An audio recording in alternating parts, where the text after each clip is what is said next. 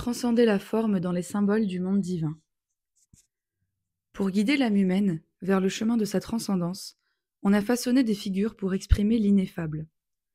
Ainsi les anges, ces êtres de lumière, sont souvent représentés avec des ailes étendues, non pas en raison d'une apparence littérale, mais pour éveiller en vous une compréhension plus profonde, celle que chaque inspiration, chaque idée est une émanation vivante de la source divine. Imaginez, si vous le voulez, un homme au visage serein, vêtu d'une robe de clarté, tenant une trompette. Cela ne sert pas simplement à embellir le monde de l'art, mais à révéler une vérité essentielle. Cette présence bienveillante, cette intelligence universelle, est toujours à vos côtés, prête à vous guider sur le chemin de la sagesse, à vous donner un avertissement bienveillant, un sage conseil. Les anges, ou en-je, J-E, ne sont pas des entités séparées, mais des vibrations subtiles dont l'être humain peut percevoir lorsqu'il s'ouvre à sa dimension divine. Dans un passé lointain, l'humanité, encore aveugle aux nuances des ondes et des fréquences, peinait à appréhender ces réalités éthérées. Comment, dès lors, transmettre l'idée de ces êtres informels, messagers du divin, porteurs de révélations?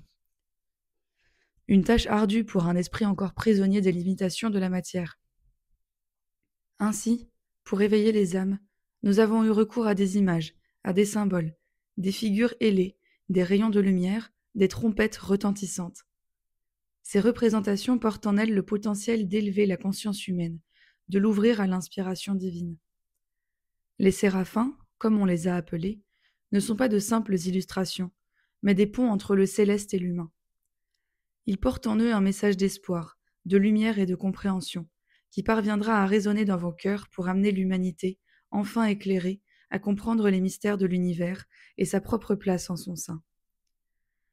Ouvrez votre être à ces fréquences, accueillez-les avec gratitude, et laissez la lumière pénétrer dans votre âme. Ainsi, vous serez en communion avec la sagesse éternelle qui vous guide, vous inspire et vous illumine. Si vous faites la paix en vous et que vous pensez à Dieu, vous serez inspiré. Oh, mes chers frères et sœurs, dans l'infini de l'esprit, nous sommes appelés à ouvrir nos cœurs à la lumière divine, à transcender les limites du tangible, à dévoiler les vérités éternelles qui se cachent derrière les ombres de la matière.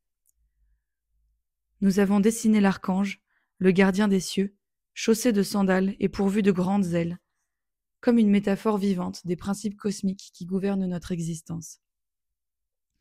Chaque archange représente une force, une essence spirituelle, que nous avons incarnée dans ces figures visibles pour guider nos âmes égarées. Ainsi, mes bien-aimés, il nous est nécessaire de tracer cet arc entre le ciel et la terre, cet arc en J-E, symbole de l'ascension spirituelle. À Saint-Michel, nous avons donné les ailes, mais aussi les souliers, des cheveux longs flottant dans le vent, pour capter la beauté et la simplicité de la vie divine. Car, à travers toutes les mythologies, semblables à des flambeaux dans la nuit, se dévoilent les principes éternels de l'univers. Considérons Héphaïstos, l'artisan de merveilles, qui forgeait non pas la matière, mais les exploits spirituels des âmes audacieuses. Nous errons souvent dans le monde des formes, questionnant ici-bas la construction de l'arche ou les détails de la crucifixion. Mais, mes amis, ces préoccupations sont des voiles qui empêchent de toucher la profondeur divine des enseignements. À travers les âges, Dieu nous a transmis de sages leçons, s'adressant à nous comme à de jeunes enfants. Hélas, nous nous perdons dans des débats futiles, oubliant la légèreté des vérités. En nous attachant à la forme, nous négligeons l'essence, comme lorsque nous discutons du voile des anges au lieu de dévoiler leur lumière. La croix du Christ, mes frères et sœurs, est un symbole si riche, une porte ouverte vers des vérités profondes que l'on peut découvrir dans des œuvres comme celle d'Elizabeth Hecht. Écoutez bien, quand je vous dis que l'initié doit se libérer des formes, comprenez qu'il s'agit d'une quête profonde, un chemin ardu que peu osent emprunter.